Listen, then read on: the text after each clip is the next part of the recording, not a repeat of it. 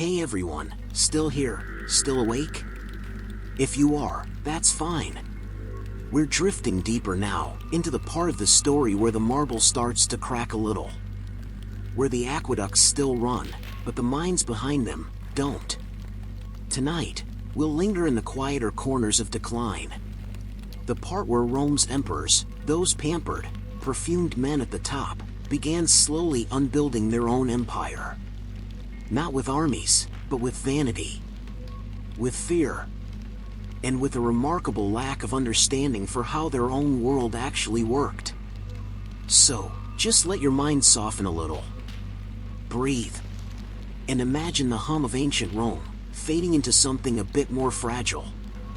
You see, Roman engineering didn't fail because of a single disaster. It failed by degrees. By neglect. By emperors who were too busy declaring themselves gods to notice the aqueducts leaking. Let's start with one of the most infamous examples of imperial mismanagement, Nero. Ah, Nero. A man who, despite having one of the best infrastructures in the ancient world, managed to nearly burn it down, quite literally. When the Great Fire of Rome broke out in 64 AD, much of the city was destroyed. Now, historians still argue whether Nero started the fire or just took suspiciously long to put it out. But what we do know is that when the smoke cleared, he saw opportunity.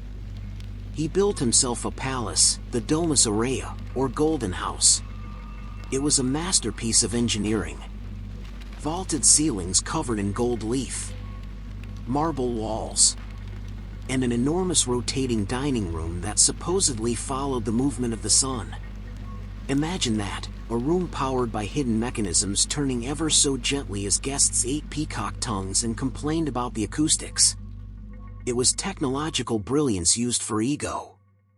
And in that way, Nero was almost prophetic. He represented a shift from collective innovation to individual indulgence. From we build to I deserve. Rome could still make wonders, but those wonders now revolved around one man's comfort. And that, quietly, was the beginning of the end. After Nero came emperors like Domitian and Commodus, names whispered with the kind of weary sigh historians reserve for the deeply unserious. Domitian, for instance, loved architecture. But he also loved paranoia. He filled his palace with mirrors so he could spot assassins sneaking up behind him. That's one way to use reflective technology.